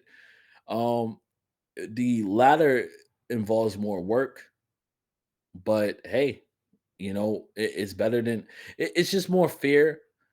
mm. However, they don't have to be fair. When you're Yeah, that's the thing. When you're up there, you don't have to be fair. You don't It doesn't matter. Just take yeah. that whole Nintendo shit aren't off. exactly known for being fair. So when it comes to these things, they have a history of being very unfair when it comes to these things. So yeah, this Yeah. is kind of part of the course for Nintendo. It's like with YouTube involving DMCA when it comes to music. You can have 10 seconds of audio and they'll take down your whole damn video or Mm, monetize the whole damn video. Instead of just taking credit for that 10 seconds or saying, hey, just remove those 10 seconds and we're good. Whatever the case may be, they'll just say, hey, it's easier just to take down the whole video. Fuck it. yeah, yeah. So, That yeah, sucks on YouTube, by the way. That absolutely sucks. I mean, I don't know. I don't want to say YouTube are at fault for that.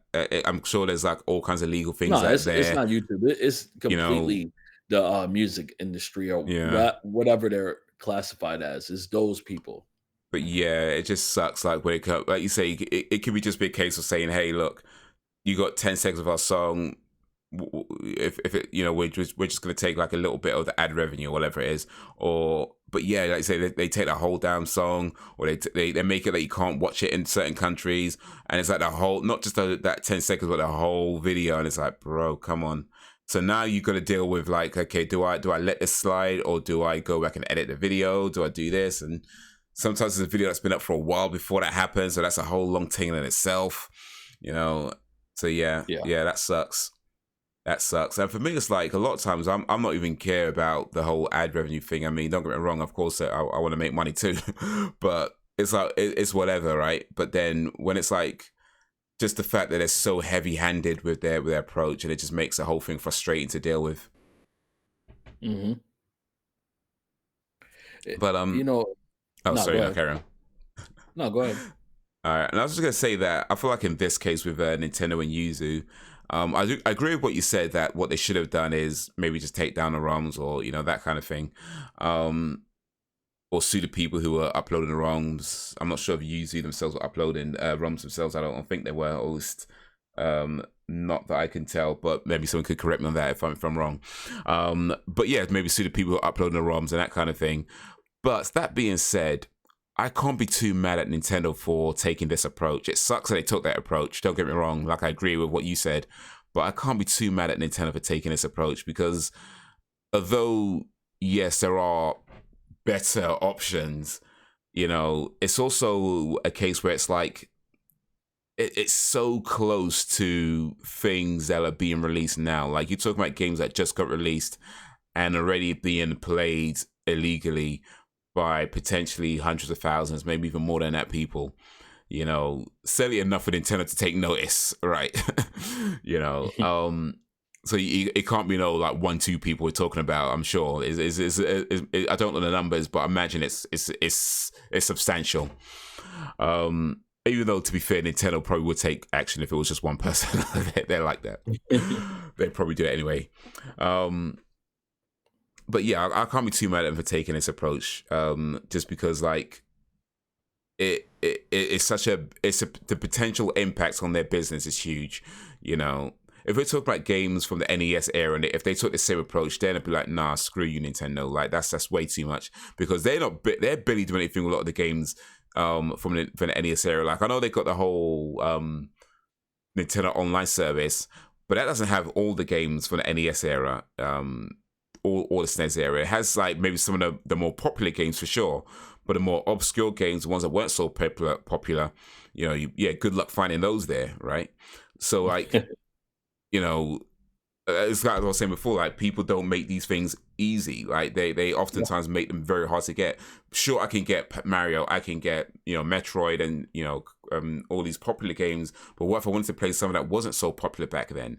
Then it's an issue.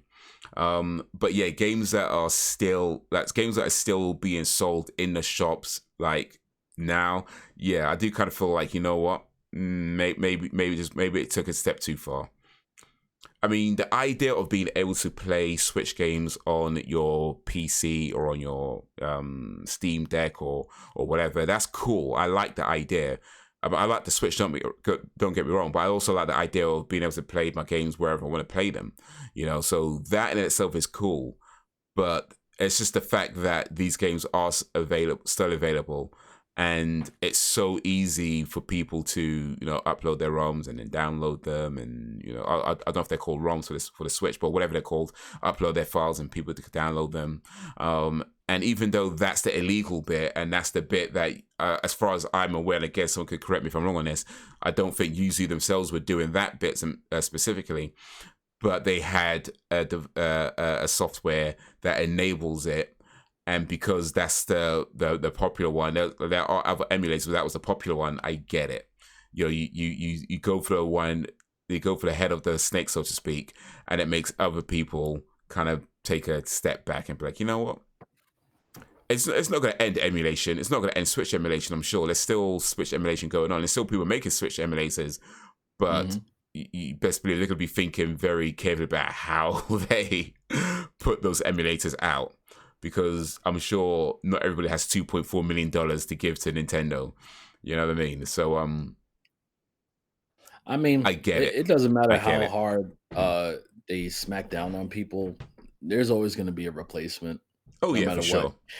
And I feel like it goes both ways, because you don't want to, keep squashing out people, because it's like what they say about roaches or killing bugs or whatever. Each time you kill one, a bigger one comes back.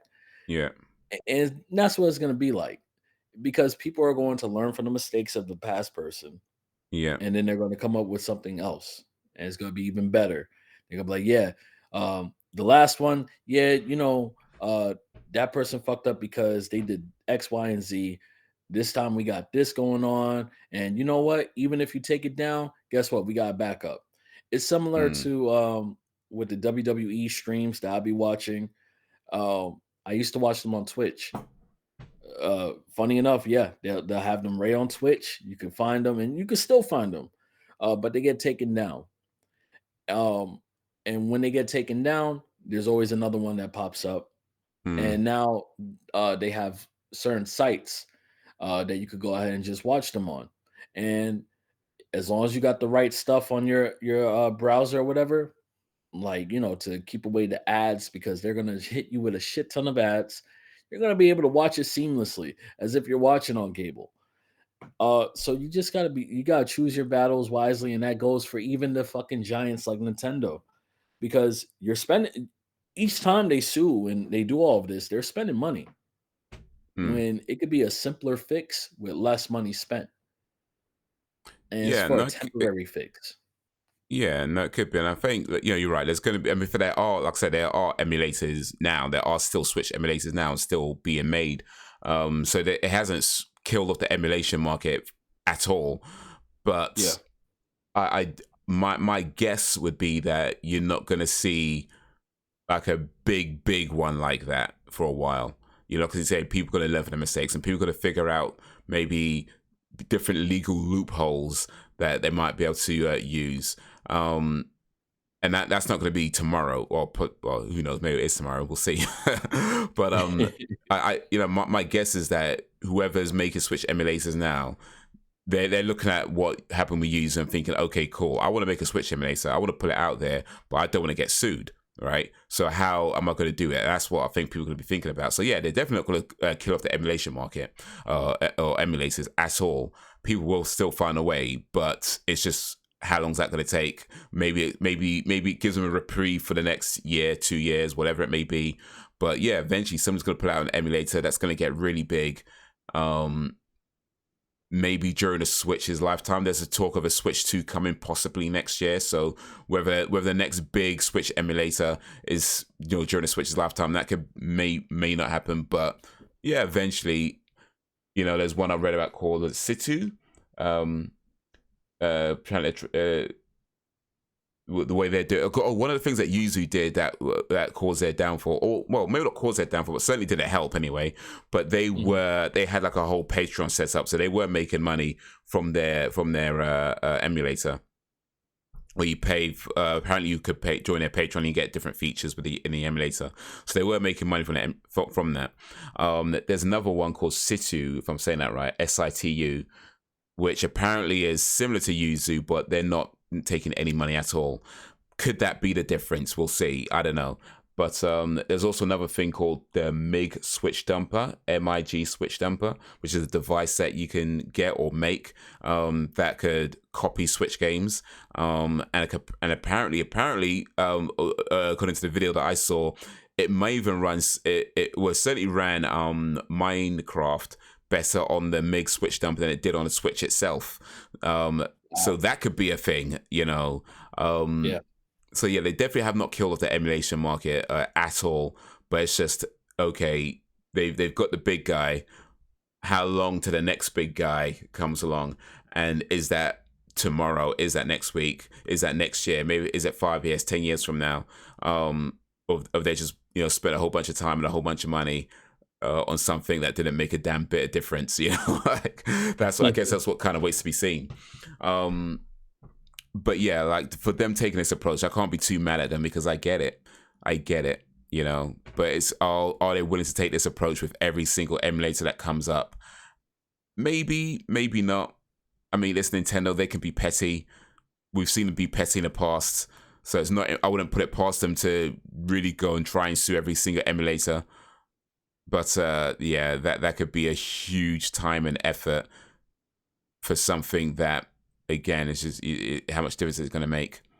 And maybe the best thing to do is to just have better encryption on your damn software, so you can't just rip it off, because apparently it's real easy. At least according to people who do this, it's really. I mean, I wouldn't know the first thing about it, but apparently according to people who do these things, it's pretty easy to do.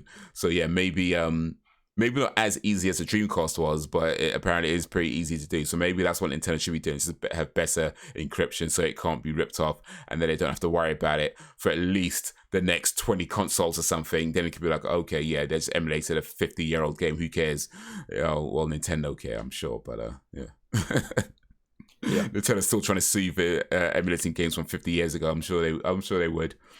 They're that petty. They could be that petty.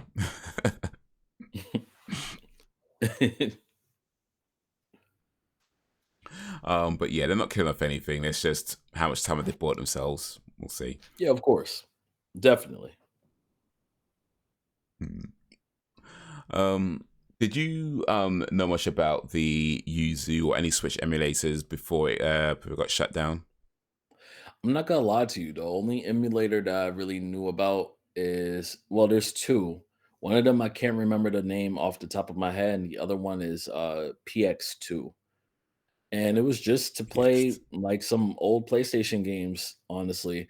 Um, and also one was to play like old Super Nintendo games.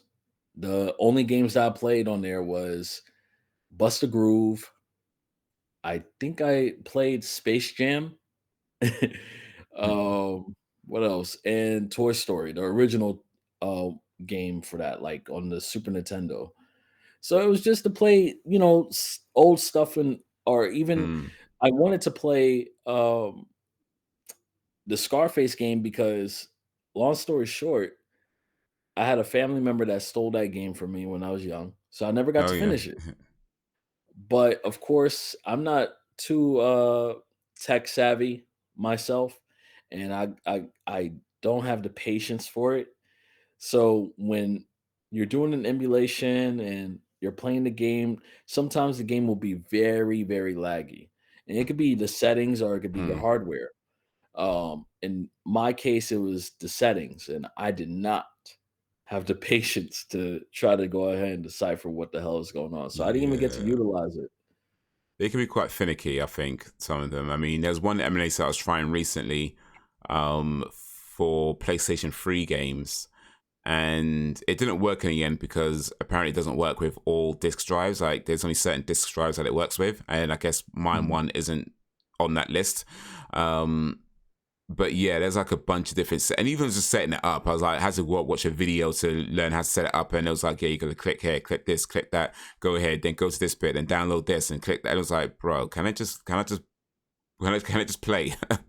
Yeah, Can I just play? yeah, But even then, it was like, because my disk drive apparently isn't compatible with the PlayStation 3 discs, it just didn't work in the end anyway. So yeah, that kind of sucks. I still have a PlayStation 3, by the way. I still have it. But I was just thinking that it'd be cool to be able to play my PlayStation 3 games on my PC, and that's why I was looking for the emulator. But yeah, there's no joy, no joy. But emulators that I've tried in the past, I don't know the names of them, but I guess there were like NES emulators, that were going around, and that kind of thing, or the Sega Mega Drive emulators, that kind of thing, and they worked yeah. plenty fine. They worked plenty fine. Like, I remember one game I completed on the emulator was Golden Axe for the uh, Oh, I remember that. uh, uh, Mega Drive. Was it Mega Drive or was, or Monsters? One, it was a Monsters or Mega Drive. One of them, maybe both actually. But yeah, and I actually had that game. I bought that game legitimately, way back in the day. A family member didn't steal it. At least I don't think so. But for some reason, that game just went missing. Wow. It just went missing. I have no idea what happened to it till this day. Till this day, I have no idea what happened to that game. But I remember I bought it, I had it, and it went missing. But then eventually I completed the game on an emulator. So yeah, there you go. Emulators, they definitely do serve a purpose, and I would not want to see them go at all. But bruh. Also, like I said before, like, I do feel like people who create things should get their money. And if you're selling something and you're selling it like it's still available, it's just been released, you should have a chance to make as much money from that as you can. And unfortunately, I do feel like an emulator in this case is going to play a part in people taking away from that. Now, I think it's fair to say, actually, before we I get my high horse, I think it's fair to say that not everybody who gets a game through illegitimate means would have bought that game legitimately. I think there's a lot of people who only get it because they're getting it, say free, for example. Yeah. If the I if mean, the user wasn't available, or if any emulators weren't available, they just wouldn't buy it. So I yeah, think there's a case to be said that you're technically not losing money, or you're not losing as much money as it might seem. If 1 million people downloaded the game illegally, not all those 1 million people would have bought it legitimately. You know what I mean? I feel there's yeah, a good number of those people, maybe even most of those people, only got it because they can get it illegally and not because they really wanted that game anyway. So I do think there's a case to be made for saying that you lost some money to the illegitimate means. I don't think you lose as much money as it might initially seem. Same with movies. There's people who just go get movies on pirate. 1 million people download a movie on pirate. 1 million people would not have watched that movie anyway. So you're not necessarily losing as much money as it seems. So I think it's important to mention as well. That being said, I get it. You're still losing some money, and it's taken away Nintendo's ability to earn as much money as they could have, from that. So yeah, I get it. It sucks. And like I said, I agree with you. I wish they would have done something else that meant that these things can stay, and people who are using them legitimately can still use them legitimately. But bruh, come on, let's not be naive here. Let's not be naive. Let's not be naive. Yeah. A lot of people who get that are not being legitimate with it. So, yeah. Yeah. um, but yeah, man. Do you are you using any emulators at the moment? By the way, yourself? Any right now? Not right now. Like I said, the only emulators that I used was for those PlayStation 2 games. Well, not even PlayStation 2. Uh, well, yeah, PlayStation 2 for like a couple of games, Hmm. and then for the PlayStation or Nintendo. Um, for me, emulators, I don't really use them for, like, I don't really pirate games like that. Like, Hmm. I never really had the need to. The only time I did that was when I was a kid. I pirated the South Park game, and I actually ended up buying the official one once I had the money.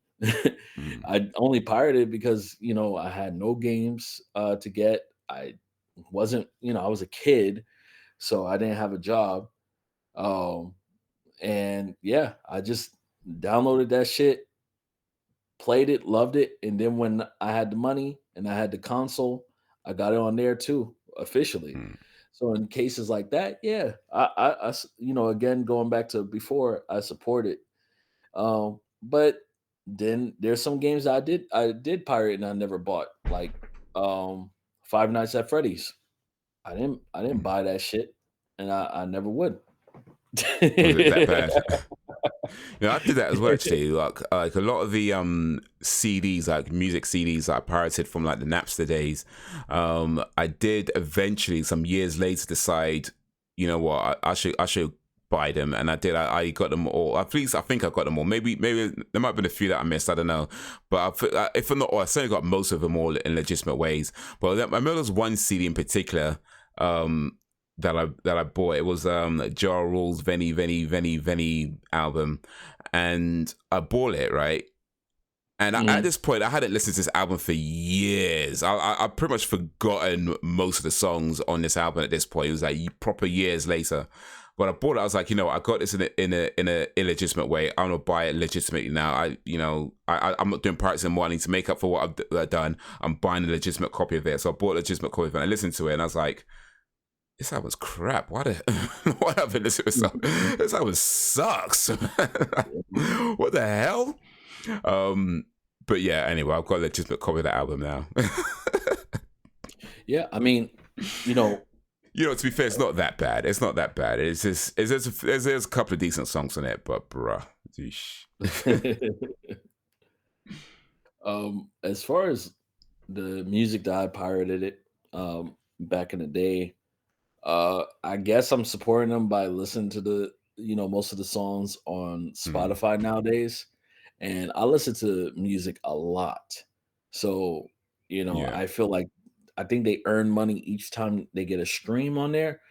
they So do, in but a there's a way, whole debate about whether it's worth it and how much they get, and yeah, but yeah, they get something, but bruh, it's like less than a penny, or that works out to per stream, like listen, I feel like fractions. if you are big enough, that shit will add up. I'd rather some money than no money.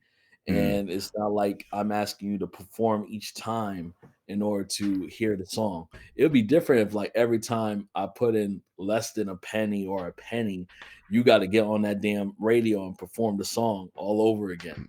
Then, mm, yeah, you could go ahead and equate it to uh, work slavery and all that you want to. But for the people that are like, you know what, you don't pay me enough, I'm taking my song off your streaming platform. You're a jackass.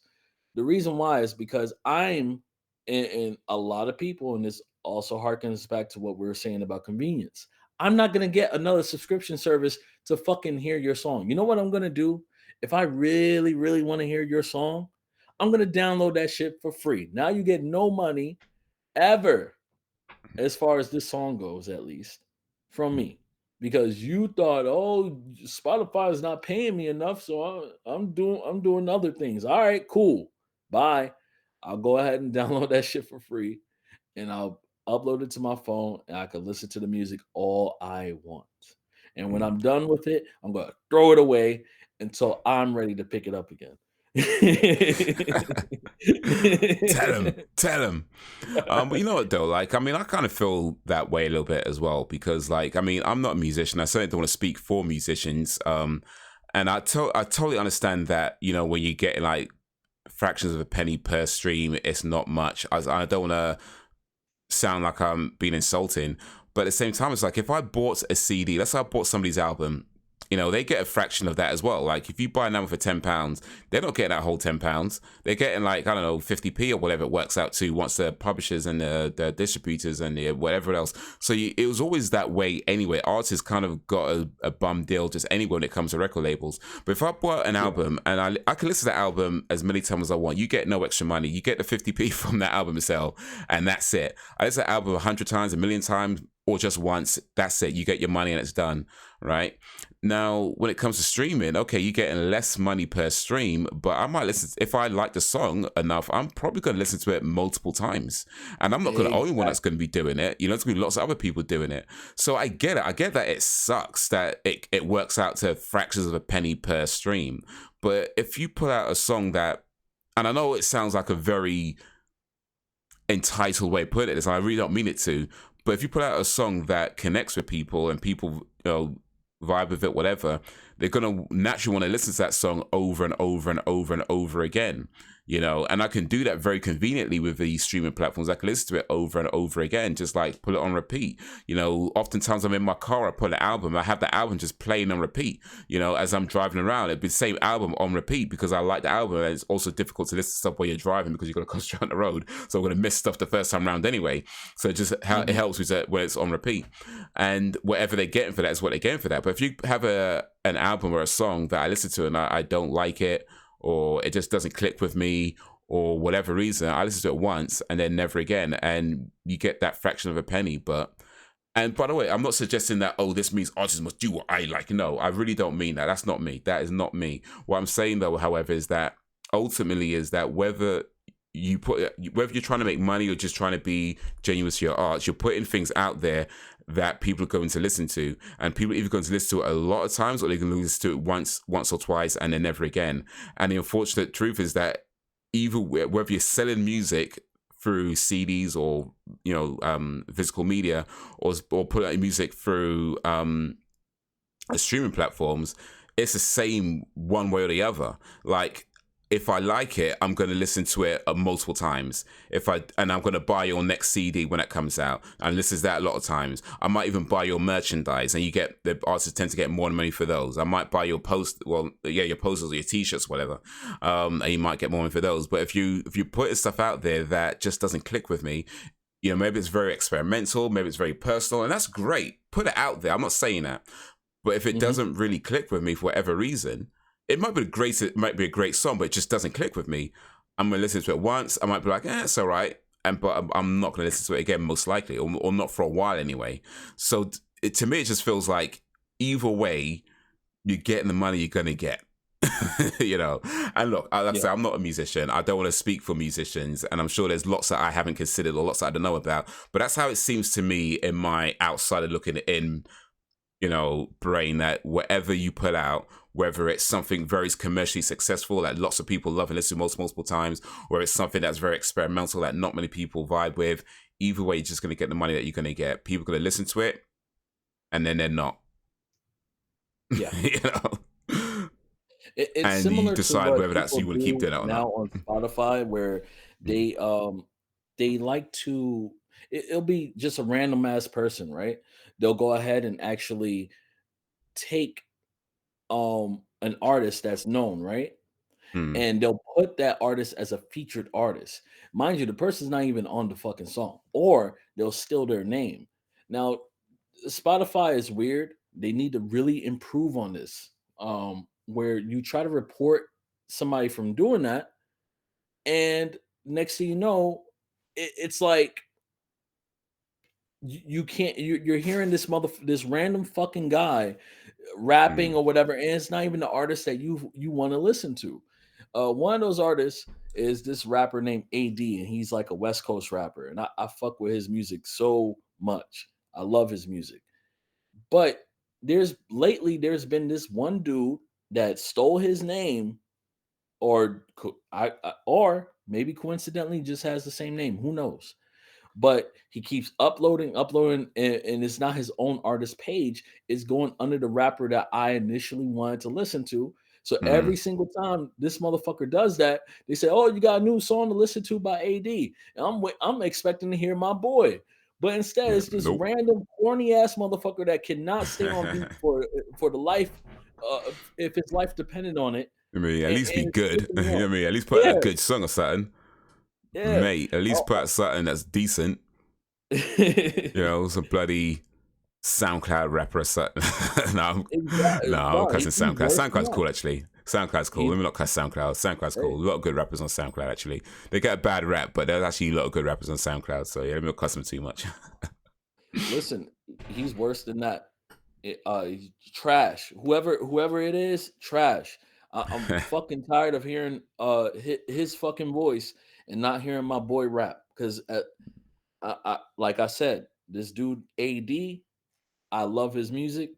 It's a vibe and everything. All right, but do you love it enough to buy it though? I mean, you said you listen to it, but do you buy his stuff? Do you support the artist? Because we're talking about piracy right now, so it's one thing to listen to artists and he gets his fractions of a penny from your streams. But if you really like this AD guy, are you buying his merchandise? Are you going to his shows? Are you really supporting this artist, or what are we talking about here? Or I ain't you going did say to. you were a I've never hypocrite, been so. to. I've never been to a damn live performance. I've never been to a concert and all that.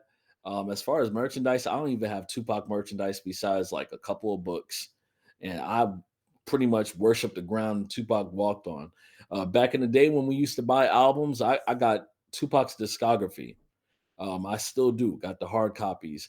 I'm only missing like one disc for some fucking reason. It's driving me a little crazy anytime I think about it. I'm only missing one disc. But now we're in a day and age where there's no reason to like only K-pop fans do that shit nowadays, where they buy the music and stream the music, and not only do they stream the music, they leave that shit on loop. Even if they're not listening to it, they'll leave it on loop.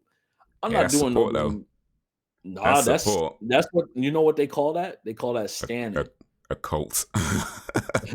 That's pretty much what it is, but they call it standing, Yeah, I and mean, I don't leave they're stuff on proud of repeat like that because then I've got electricity bills to pay, so I'm not trying to do that. You know what I mean? But yeah, I it. mean, I've bought stuff. I do have physical copies of stuff that I can stream easily. Like especially when it comes to more independent artists, not just independent artists, by the way, but especially when it comes to independent artists, if I like them a lot, I have bought like their vinyl because especially now I like to collect vinyl when I can.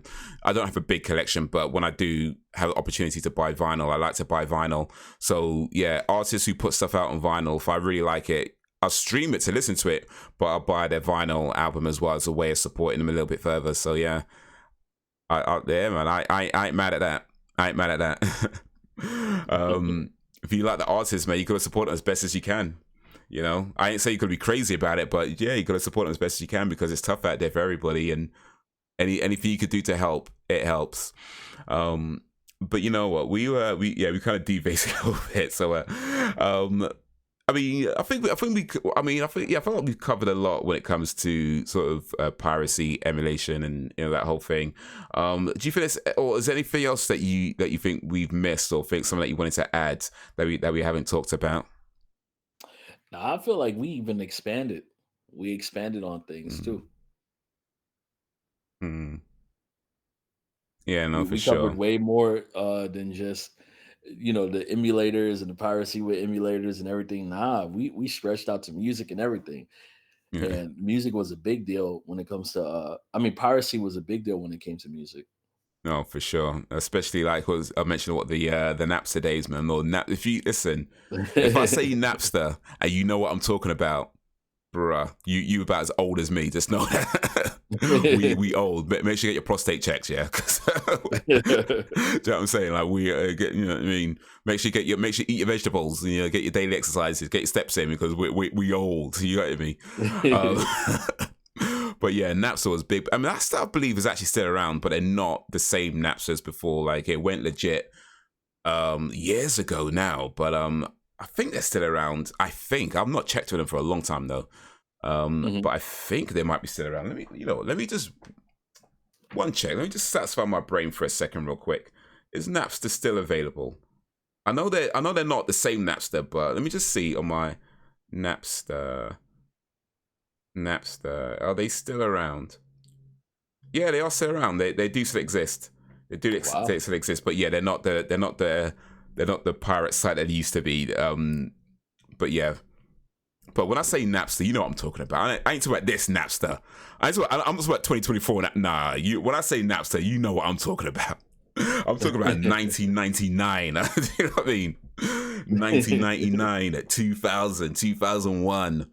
You know what I mean? I'm talking about looking for that T3 connection because I had the fastest line. I'm talking about, you know, where it would take you like 30 minutes to download one song.